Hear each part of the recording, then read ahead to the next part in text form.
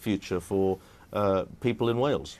Well, you say you need to be in tune with Welsh Labour, but how can you be? At the National Conference, delegates were handed a campaign toolkit, and one of the instructions in the campaign toolkit was, and I quote, ignore well-established Labour voters. Well, that may work in England, but it'll be a disaster if you do that here.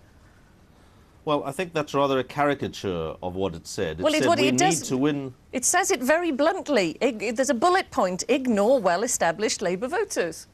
No, it doesn't say that in the... You need to put it in context. What it was saying is that we need to target the people that we lost last time and win them back. But we certainly don't ignore our core support. Our core support is the bedrock Labour support in Wales, in England and in Scotland that we've relied upon in good times and bad over the generations. But it is saying that in last May and in the recent years, including at the general election in 2005, we lost support of the voters that we'd won in landslide terms in 2001 and in 1997. We need to win those back in Wales as well as in the rest of Britain. Well, very briefly, can we just look quickly at the first, I suppose, real test of devolution and Westminster?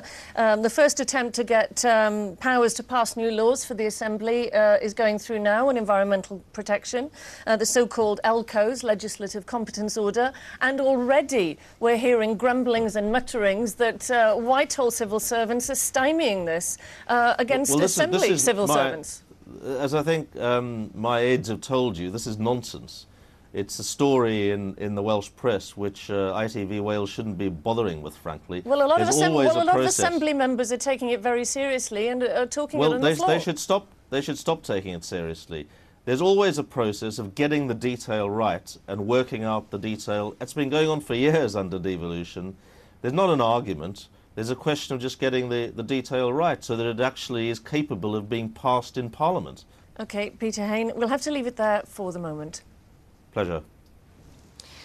Now, tax credits aimed at helping people to get off benefits and into work are a flagship government policy, but it can be complicated to claim, and some go without the money rather than battle with all the bureaucracy. And Plaid Cymru claim that our poorest communities are much worse off as a result. Well, Gareth has been to Caernarfon to look at the size of the problem. Lloyd George, when he was Chancellor of the Exchequer... Very hard indeed, but who are not getting the help they should be getting. Well, Peter Hain is still with us. He is, of course, also the Work and Pensions Minister.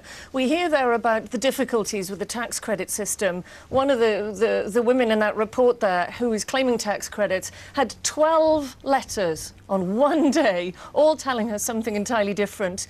New research from Plaid Cymru showing that possibly £130 million is going unclaimed.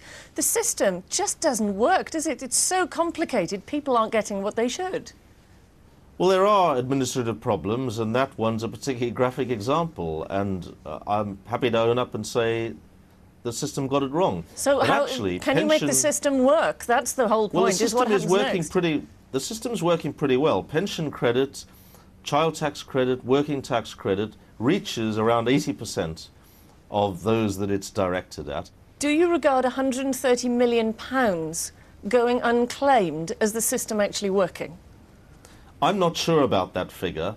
Obviously, we'd like it to reach more people, but it's been fantastically successful, reaching 6 million households right across Britain, many of them in Wales. Peter Hain, we'll have to leave it there. Thank you. Well, Gareth, tax credit's not a popular policy. One of the most interesting things Peter Hain said this evening was that if there is a general election, they'll be fighting street by street against Plaid Cymru, even though they're in coalition here.